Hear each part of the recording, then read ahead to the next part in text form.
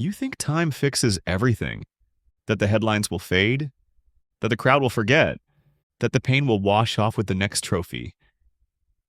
But some things, they stay with you forever. It was the summer of '98, France, World Cup. I wasn't just a footballer, I was a villain, and I had no idea how far it would go.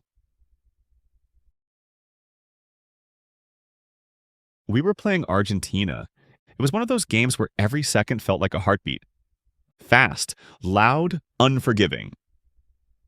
Then it happened. I was on the ground.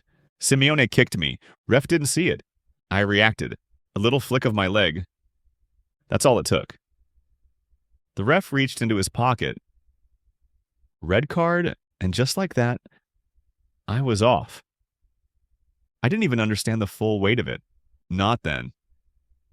I sat in the dressing room, cold, silent, just staring at my boots. We lost that game in penalties, and the next morning I woke up to a country that hated me. It started with the newspapers. 10 brave lions and 1 stupid boy. That headline burned, and it never really stopped. Radio, TV, even politicians took a shot. They blamed me for everything, but the worst part? It wasn't what they wrote. It was what they shouted. On the streets, in the stadiums, outside my home. There were death threats, banners hanging from bridges, shirts burned in public. I remember walking into an away match. They spat at me, they threw things, and once, while holding my son in my arms, a man screamed in my face that I'd ruined England. Brooklyn was just a baby, but he felt the tension in my grip. I was 23, and the country I gave everything for spit me back out. People forget. I was still just a kid who made a mistake. But I couldn't go out. I couldn't walk into a shop. If I held Victoria's hand, someone shouted something foul. If I smiled in public, they said I didn't care. So I stopped smiling.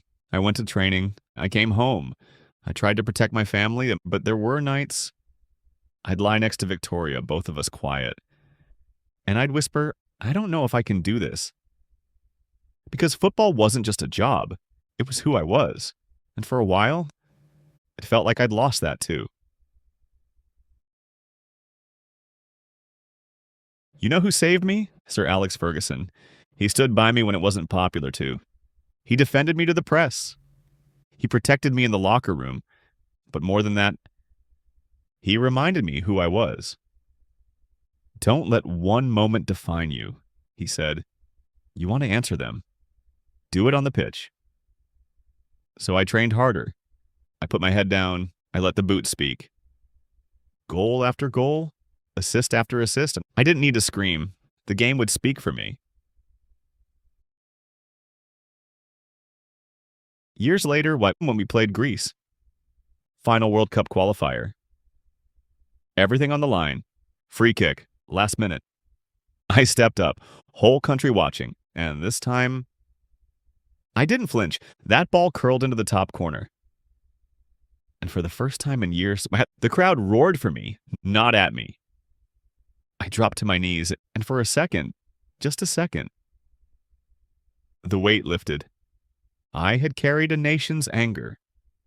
Now I had earned their forgiveness. I still think about that summer, not with bitterness, but with humility. It taught me how brutal the spotlight can be, how quick people are to turn, how cruel the game and the media can be. But it also taught me resilience and grace. I've made peace with it, but I'll never forget it.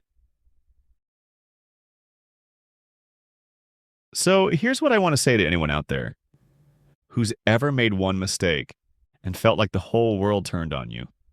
You're not alone. Sometimes the boos are louder than the cheers. Sometimes you're the villain in someone else's story. But keep walking, keep playing, because one day you'll write your redemption, and it will be yours, not theirs.